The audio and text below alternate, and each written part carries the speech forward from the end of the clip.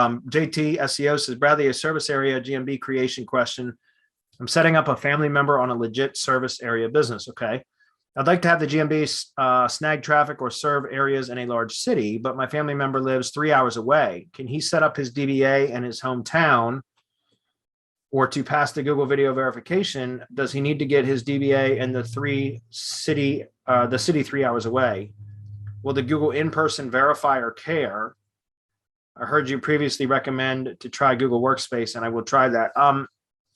I don't know, because I'm not sure how the whole video verification thing works, because I have not gone through it myself. JT, like I said, I've been avoiding generating or verifying new profiles because of that. So I'm not exactly sure how that works.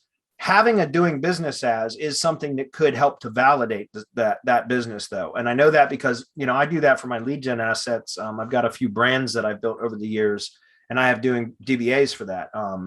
I used to set up different LLCs, and that became a tax nightmare. So I just started setting up DBAs instead, and everything flows through my main LLC.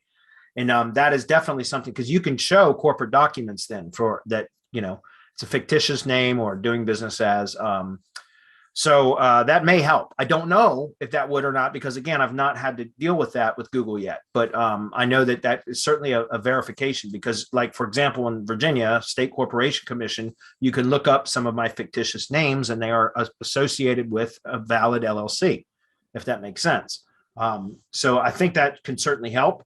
But I don't know if a DBA is a way to overcome a video verification, especially if you're corporate or the parent company, that the main company. Remember, DBA is a fictitious name, so it's LLC or Inc., right? Doing business as, DBA as, whatever the fictitious name is. I don't know if you can. I don't know how that works with having a different address. So to be honest, it's just hard for me to answer that. This question, not this specific question, but methods about GMB verification or Google Business Profile verification came up again. I was just mentioning this previously. There was a discussion in our mastermind about it today, in fact. And some of the stuff that I've done in the past to prevent suspension issues, which has worked, is to only verify Google Business Profiles through Google Workspace's account, formerly G Suite accounts. Now it's Workspace. So you set up a Workspace account with a credit card. You start the payment because they have a 14-day free trial, but you can override that and start the subscription immediately. Start the subscription immediately. Now you've got a credit card on file. You're paying Google. That's a validation signal.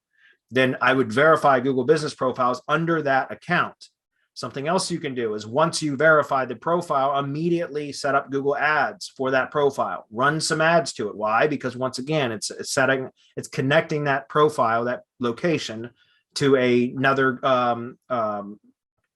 like through another billing profile through Google Ads, right? Another thing, and I talked about this in the mastermind, submit the Google Business Profile through data aggregators. You can go to Bright Local and order it for like $85 for the year, the major data aggregators, and then let it sit for 60 days before you start trying to optimize it, because the data aggregators will validate the location, the data for that location, and Google tends to trust those. So those are things that you can do to kind of prevent suspensions. As far as creating and verifying a profile in the way that you're asking, I just don't know, because it is just so much harder to do now. I don't know that you could get away with that.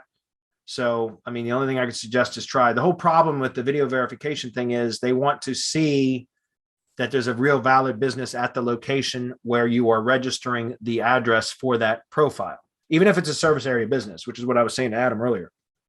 Even if the location address is never going to be published, Google wants to verify there's a real valid business at that location.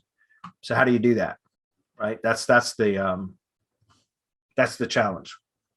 So sorry I couldn't give you a better answer. I've been avoiding all of this specifically because I know that it's an issue, and I don't know a workaround for it, and I don't really know of anybody that has a workaround for it that I'm aware of.